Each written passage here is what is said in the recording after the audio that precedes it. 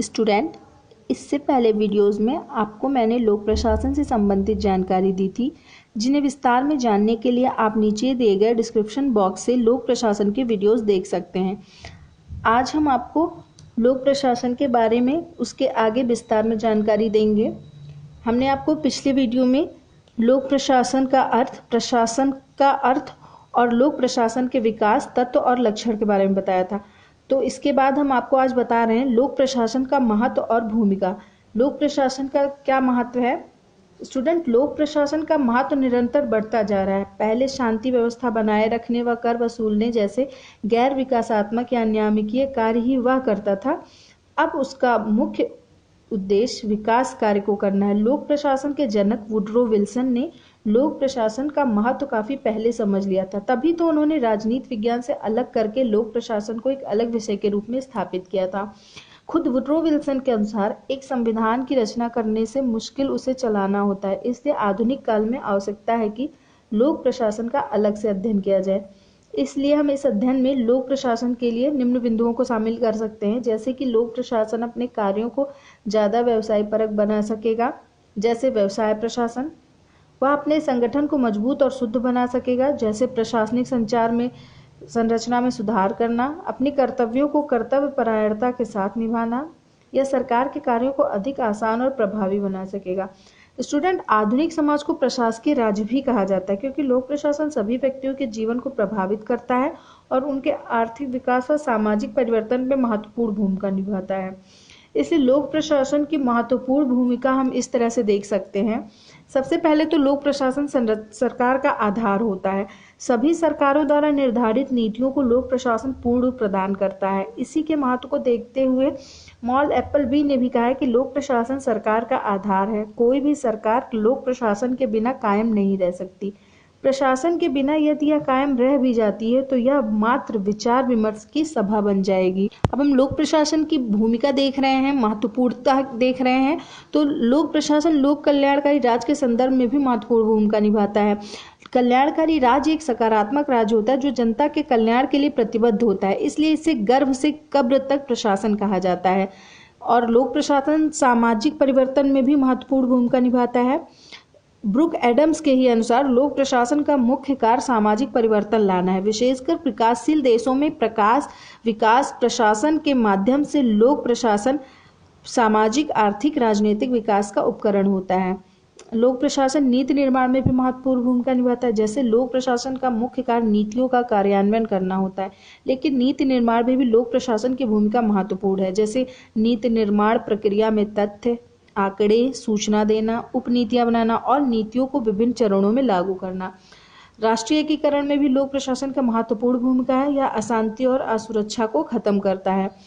कानून व्यवस्था बनाने में भी लोक प्रशासन का महत्वपूर्ण है भूमिका। यह लोक प्रशासन का परंपरागत कार्य है जो गैर विकासात्मक श्रेणी में आता है। कानून व्यवस्था के अंतर्गत कानून और व्यवस्था में समन्वय स्थापित करना और संप्रदाय हिंसा, जातीय हिंसा, अलगाववाद, आतंकवादी आदि में भी लोक प्रशासन की महत्वपूर्ण भूमिका होती है। लोक प्रशासन संस्कृति के संरक्षण और संवर्धन में भी महत्वपूर्ण भूमिका निभाती है। यह संस्कृति को संरक्षण प्रदान करती है और विभिन्न संस्कृतियों के मध्य समन्वय स्थापित करती है, और इसके अंदर महान स्थायित्व की शक्ति होती है। लोक प्रशासन समाज में स्थायित्व बनाए रखता है, सामाजिक अशांति, विद्रोह और क्रांतियों को दबाता है और परंपराओं को संरक्षण प्रदान करता है। स्टूडेंट, लोक प्रशासन की महत्वपूर्ण भूमिका के बाद अब हमको समझना होगा कि लोक प्रशासन का क्षेत्र क्या है। परिवर्तन के इस युग में लोक प्रशासन जैसे गतिशील विषय का क्षेत्र निश्चित करना बहुत ही कठिन है। तो चलिए हम आपको कोशिश करते हैं, लोक प्रशासन के क्षेत्र के बारे में बता रहे हैं, आप इसको ध्यान से सुनिएगा। लोक प्रशासन के अध्ययन क्षेत्र के बारे में विचारकों में भी बहुत मतभेद है। मतभेद इन प्रश्नों को लेकर है कि क्या लोक प्रशासन शासकीय कामकाज का केवल प्रबंधकारी अंश है या सरकार के समस्त अंगों का समग्र अध्ययन। क्या लोक प्रशासन सरकारी नीतियों का क्रियान्वयन है या वह नीति निर्धारण में भी प्रभावी भूमिका अदा करता है। लोक प्रशासन को ऐसे तो हम समझ नहीं सकते, इसलिए इसको 4 क्षेत्रों में बांट के हम इसके 4 दृष्टिकोण भी हैं जो हम जिसके बारे में अध्ययन करेंगे। तो पहला है व्यापक दृष्टिकोण, संकुचित दृष्टिकोण, पोस्ट कॉर्ब दृष्टिकोण और लोक कल्याणकारी दृष्टिकोण। हम लोक प्रशासन के क्षेत्र को समझने के लिए इन 4 दृष्टिकोणों को समझते हैं। सबसे पहले व्यापक दृष्टिकोण में हम बता रहे हैं कि विद्वानों जैसे L D. White, Marx Willoughby, Nigro, Simon ने लोक प्रशासन के क्षेत्र के संबंध में व्यापक दृष्टिकोण अपनाया है। यहाँ पर आपका क्वेश्चन बन रहा है कि व्यापक दृष्टिकोण के समर्थक कौन है, तो L D. White, Marx Willoughby, Nigro, Simon. इन दृष्टिकोण के अनुसार, व्यापक दृष्टिकोण के अनुसार लोक प्रशासन सरकार के तीनों अंगों कार्यपालिका, व्यवस्थापिका और न्यायपालिका से संबंधित है। ये तो आपको पता ही है कि सरकार के 3 अंग हैं। इस दृष्टिकोण के अनुसार लोक प्रशासन के क्षेत्र में वे सभी क्रियाकलाप सम्मिलित हैं जिनका प्रयोजन लोक नीति को पूरा करना या क्रियान्वित करना होता है। प्रोफेसर व्हाइट ने लोक प्रशासन की व्यापक दृष्टिकोण की परिभाषा लिखते हुए कहा है कि लोक प्रशासन में वे सभी कार्य आते हैं जिनका उद्देश्य सार्वजनिक नीति को पूरा करना और लागू करना होता है। मार्क्स ने भी लोक प्रशासन की व्यापक अर्थ में परिभाषा की। उनके शब्दों में ही अपने व्यापकतम क्षेत्र में लोक प्रशासन के अंतर्गत सार्वजनिक नीति से संबंधित समस्त क्रियाएं आती हैं, पर अनेक अन्य विद्वानों के अनुसार व्यापक अर्थ में लोक प्रशासन का अध्ययन अव्यवहारिक है, क्योंकि ऐसा करने से लोक प्रशासन का क्षेत्र अस्पष्ट हो जाता है। स्टूडेंट, अब मैं आपको इसके संकुचित दृष्टिकोण के बारे में बताती हूँ। मतलब कुछ विद्वान जैसे साइमन, लूथर गुलिक आदि ने भी लोक प्रशासन के क्षेत्र के संबंध में संकुचित दृष्टिकोण अपनाया है। उनके अनुसार लोक प्रशासन का संबंध शासन की केवल कार्यपालिका शाखा से है। साइमन लिखते हैं कि लोक प्रशासन से अभिप्राय उन क्रियाओं से है जो केंद्र, राज्य तथा स्थानीय सरकारों की कार्यपालिका शाखाओं द्वारा संपादित की जाती हैं। लूथर गुलिक के अनुसार इसका विशेष संबंध कार्यपालिका से है। हम अपने शब्दों में या संक्षेप में भी इसको कह सकते हैं कि लोक प्रशासन में कार्यपालिका के संगठन, उसकी कार्य प्रणाली और कार्य पद्धति का अध्ययन किया जाना चाहिए। स्टूडेंट, हमारा तीसरा दृष्टिकोण जो है वो पोस्ट कॉर्ड दृष्टिकोण है। इसमें से आपको कई बार प्रश्न पूछे जा चुके हैं और पूछे जाते हैं। तो लोक प्रशासन के कार्य क्षेत्र के संबंध में लूथर गुलिक ने जिस मत को प्रतिपादित किया है उसे पोस्ट कॉर्ड कहा जाता है।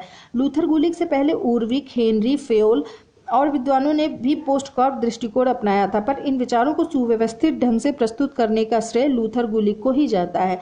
पोस्ट कॉर्ड शब्द अंग्रेजी के 7 शब्दों के प्रथम अक्षरों को मिलकर बनाया गया है।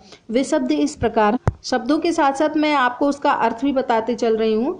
पी से प्लानिंग, योजना बनाना, ऑर्गेनाइजिंग, संगठन बनाना, स्टाफिंग, कर्मचारियों की व्यवस्था करना, डायरेक्टिंग, निर्देशन करना, कोऑर्डिनेशन, समन्वय करना, रिपोर्टिंग, रपट देना और बजटिंग, बजट तैयार करना। इन शब्दों से इन क्रियाओं का बोध होता है। योजना बनाना यानी प्लानिंग या नियोजन, कार्य की रूपरेखा तैयार करना और निश्चित ध्येय की प्राप्ति के लिए रीतियों का निर्धारण करना। संगठन का, इसका उद्देश्य प्रशासकीय ढांचे को इस प्रकार संगठित करना है ताकि प्रशासकीय कार्यों का विभाजन उचित ढंग से किया जा सके और विभाग में समन्वय किया जा सके। कर्मचारियों की व्यवस्था करना से मतलब है स्टाफ अर्थात संपूर्ण कर्मचारी वर्ग की नियुक्ति, प्रशिक्षण और उनके लिए कार्य करने की अनुकूल दशाओं का निर्माण करना है। फिर है आपका निर्देशन करना। इसके अंतर्गत वे निर्णय आते हैं जो निर्णायकों द्वारा कर्मचारियों के कार्यों के संबंध में लिए जाते हैं। ये निर्णय सामान्य आदेशों के रूप में सन्निहित करके प्रशासकीय कर्मचारियों तक पहुंचाए जाते हैं। फिर आपका है समन्वय करना, कार्य के विभिन्न भागों को परस्पर संबंधित करना और उनमें समन्वय स्थापित करना होता है। फिर आपका आर है, आर से रपट देना। इसका उद्देश्य वरिष्ठ तथा निम्न कर्मचारियों के कार्यों के संबंध में निरीक्षण अधिकारियों को सूचित रखना है। इसका उद्देश्य निरीक्षण के लिए अभिलेख तैयार करना भी है। फिर आपका आता है बजट तैयार करना। इसके अंतर्गत हम वित्त व्यवस्था का संक्षिप्त अध्ययन करते हैं। विशेष रूप से इसका अध्ययन बजट तैयार करने से है। स्टूडेंट, हम पोस्ट कॉर्ड की क्रियाएं सभी संगठनों में संपन्न कर सकते हैं। यस, पोस्ट कॉर्ड क्रियाएं सभी संगठनों में संपन्न की जाती हैं। प्रशासन का चाहे कोई भी क्षेत्र हो और कोई भी उद्देश्य हो, ये प्रबंध संबंधी सामान्य समस्याएं सब में एक जैसी और अनिवार्य होती हैं। लोक प्रशासन के कार्य क्षेत्र के संबंध में पोस्ट कॉर्ड विचार को सामान्यतः स्वीकार किया जाता है। अब हम इसके बाद आपको लोक कल्याणकारी दृष्टिकोण के बारे में बताएंगे। लोक कल्याणकारी दृष्टिकोण लोक प्रशासन के क्षेत्र से संबंधित एक अन्य दृष्टिकोण है। इसे आदर्शवादी दृष्टिकोण भी कहा जाता है। इस दृष्टिकोण के समर्थक राज्य और लोक प्रशासन में अधिक अंतर नहीं मानते। उनके अनुसार वर्तमान समय में राज्य लोक कल्याणकारी है, अतः लोक प्रशासन भी लोक कल्याणकारी है। दोनों का एक ही लक्ष्य है, जनहित अथवा जनता को हर प्रकार से सुखी बनाना। इस दृष्टिकोण के समर्थक ये भी कहते हैं कि आज लोक प्रशासन सभ्य जीवन का रक्षक मात्र ही नहीं, वह सामाजिक न्याय और सामाजिक परिवर्तन का भी महान साधन है। स्टूडेंट, इससे स्पष्ट होता है कि लोक प्रशासन का क्षेत्र जनता के हित में किए जाने वाले सभी कार्यों तक फैला हुआ है। अब हम इन चारों दृष्टिकोणों को समझने के बाद ये कह सकते हैं कि वर्तमान युग में लोक प्रशासन की क्रियाओं का क्षेत्र अत्यंत व्यापक हो गया और समाजवादी और जन कल्याणकारी विचारधारा की प्रगति के साथ साथ वह निरंतर बढ़ता जा रहा है। लोक प्रशासन के अंतर्गत केंद्र, राज्य और स्थानीय सभी स्तरों की सरकारों के संगठन और कार्य प्रणाली का अध्ययन किया जाता है। पोस्टकॉर्क द्वारा दर्शाई गई तकनीक का भी अध्ययन किया जाता है और मानवीय संबंधों का भी। स्टूडेंट, लोक प्रशासन के क्षेत्र को समझने के बाद अब हमें उसकी प्रकृति को समझना होगा और उसकी प्रकृति को हम दो दृष्टिकोण से समझ सकते हैं, एक समग्र दृष्टिकोण और एक प्रबंधकीय दृष्टिकोण। तो हम पहले आपको बताते हैं कि लोक प्रशासन की प्रकृति का समग्र दृष्टिकोण क्या है। स्टूडेंट, इसके अनुसार, समग्र दृष्टिकोण के अनुसार, लोक प्रशासन सभी गतिविधियों का योग है। प्रबंधकीय, लिपिकीय, तकनीक, मानवीय सभी क्रियाएं प्रशासन का भाग होती हैं। यानी कि उच्च से लेकर निम्न स्तर तक संपादित सभी गतिविधियों का उद्देश्य प्राप्ति में समान योगदान होता है और इनकी मान्यताएं इस प्रकार हैं। जैसे कि प्रशासन एक सामूहिक कार्य है। प्रशासन मात्र प्रबंध नहीं अपितु उससे अधिक है। तकनीकों, यानी आप पोस्टकॉर्क को देख सकते हैं, के स्थान पर पाठ विषय सामग्री अधिक महत्व रखती है। प्रशासन का हृदय निचले स्तर की विषय वस्तु है जहां प्रबंध को काम करना है। प्रशासन प्रबंधकीय, लिपिकीय, तकनीक और विविध गतिविधियों का कुल योग है। इनमें प्रत्येक गतिविधि अपने स्थान पर महत्वपूर्ण है। प्रशासन क्षेत्रवार पृथक पृथक होता है। जैसे शिक्षा का प्रशासन स्वास्थ्य प्रशासन से भिन्न होगा क्योंकि दोनों की अपनी विशिष्ट पाठ सामग्री है। अब आपको यहाँ पे मैं प्रशासन और लोक प्रशासन में अंतर बताती हूँ। मैंने पहले आपको, इससे पहले वाले वीडियो में मैंने आपको शासन और प्रशासन में अंतर बताया था। अब मैं आपको प्रशासन और लोक प्रशासन में अंतर बताऊंगी। वैसे लोग इसको एक ही समझते हैं, लेकिन इसमें एक बहुत ही महत्वपूर्ण पहलू छुपा हुआ है कि ये प्रशासन अलग है और लोक प्रशासन अलग है। तो सबसे पहले मैं आपको बताती हूँ प्रशासन। यह एक व्यापक और समान संदर्भों का शब्द है और लोक प्रशासन यह संकीर्ण और विशिष्ट संदर्भों का शब्द है जो नागरिकों की सेवा के लिए बने संगठनों से संबंधित है। फिर प्रशासन, यह हम प्रशासन के बारे में बता रहे हैं, यह शासन के मुख्य कार्यों में से एक है जो लोगों के माध्यम से कार्य करवाने से संबंधित है। फिर हम आपको अब लोक प्रशासन के बारे में बता रहे हैं। यह दो अर्थी है। एक अर्थ में यह एक विषय है, दूसरे अर्थ में यह एक क्रिया या प्रक्रिया है। फिर आप प्रशासन को देखिए, सामान्य संदर्भों में यह एक कार्य या प्रक्रिया का द्योतक है और लोक प्रशासन यह राष्ट्र की नीतियों के निर्माण और क्रियान्वयन से संबंधित तंत्र है। प्रशासन समुदाय, राज्य, राष्ट्र या सामाजिक संगठनों सभी में यह एक विश्वव्यापी प्रक्रिया है और लोक प्रशासन किसी विशिष्ट प्रादेशिक क्षेत्र में व्यापक जनहितों से संबंधित संगठित प्रशासनिक तंत्र का पर्याय है। प्रशासन सामाजिक संगठनों के प्रबंध में सामान्य परकता या सामूहिक प्रयासों तथा सार्वभौमिकता का पर्याय है और लोक प्रशासन निर्वाचित प्रतिनिधियों के निर्देशन में कार्य करने वाले लोक सेवकों या प्रशासकों से संबंधित है जो राष्ट्रीय लक्ष्यों और उद्देश्यों की पूर्ति में कार्यरत होते हैं। फिर प्रशासन के बारे में बता रहे हैं आपको हम कि संबंधित समूह या संगठन के सामान्य उद्देश्यों की प्राप्ति के समूह प्रयासों का नाम प्रशासन है। राष्ट्र की नीतियों, अब हम आपको ये लोक प्रशासन के बारे में बता रहे हैं। राष्ट्र की नीतियों, लक्ष्यों और उद्देश्यों की प्राप्ति के लिए कार्यरत प्रशासनिक संगठनों के प्रयास या प्रक्रियाओं का नाम लोक प्रशासन है। अब फिर ये हम एक बात और बता रहे हैं प्रशासन और लोक प्रशासन में अंतर। समूह, ये प्रशासन है, समूह के अधिसंख्य सदस्यों द्वारा चयनित और इच्छापूर्वक स्वीकृत लक्ष्यों की प्राप्ति उन्हीं के सामूहिक प्रयासों से होती है और लोक प्रशासन में लक्ष्यों तथा नीतियों के निर्धारण जनप्रतिनिधि करते हैं जबकि उनका क्रियान्वयन लोक सेवक या नौकरशाही करते हैं। स्टूडेंट, अब हम आपको इसके बाद बताते हैं लोक प्रशासन की प्रकृति में प्रबंधकीय दृष्टिकोण। ये प्रबंधकीय दृष्टिकोण क्या है? इस दृष्टिकोण के अनुसार प्रशासन प्रबंध है। गुलिक के अनुसार प्रशासन अधीनस्थों से कार्य करवाता है ताकि उद्देश्य प्राप्त हो सके। इस प्रकार यह दृष्टिकोण पोस्टकॉर्क दृष्टिकोण का समर्थक है। इसके तहत यह माना जाता है कि प्रशासन में मात्र पोस्टकॉर्क कार्य ही आते हैं और उच्च प्रबंधक वर्ग या प्रशासक वर्ग संपन्न करता है। इसकी विशेषताएं और मान्यताएं हैं कुछ, जैसे कि प्रशासन और प्रबंध पर्याय है। सर्वत्र ही प्रशासन की क्रियाएं एक समान होती हैं। सभी क्षेत्रों में प्रशासन एक ही है, चाहे निजी हो या सार्वजनिक। निचले स्तर की क्रियाएं प्रशासनिक क्रियाएं नहीं होती हैं। प्रबंधकीय तकनीकों से ही उद्देश्य की प्राप्ति हो सकती है। संगठन में दो वर्ग होते हैं, प्रथम वह जो कार्य करवाता है और दूसरा वह जो कार्य करता है। इसमें प्रथम वर्ग ही महत्वपूर्ण है और उसका कार्य ही प्रशासन है। प्रशासन में मात्र प्रबंधकीय गतिविधियां शामिल हैं, लिपिकीय तकनीक मानवीय नहीं। स्टूडेंट, अब इसके बाद मैं आपको प्रशासन और प्रबंध में तुलना बताने जा रही हूँ, एक तुलना हो जाए इन दोनों के बीच। प्रशासन प्रबंध की तुलना में व्यापक है और प्रबंध प्रशासन का एक भाग है। प्रशासन उद्देश्यों का निर्धारण करता है और प्रबंध उद्देश्यों की प्राप्ति के लिए प्रयास करता है। प्रशासन स्वयं में साध्य है और प्रबंध यह साधन मात्र है।